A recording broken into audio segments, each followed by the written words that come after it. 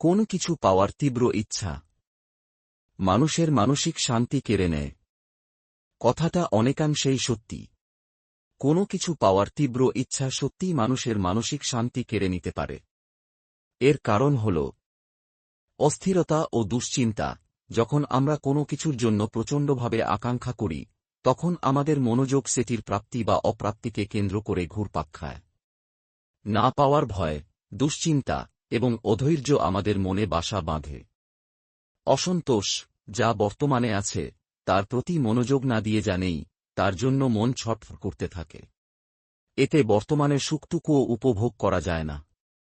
তুলনা ও ঈর্ষা, অন্যের কাছে সেই কাঙ্ক্ষিত বস্তুটি দেখলে ঈর্ষা জন্মাতে পারে, যা মানসিক শান্তির পরিপন্থী।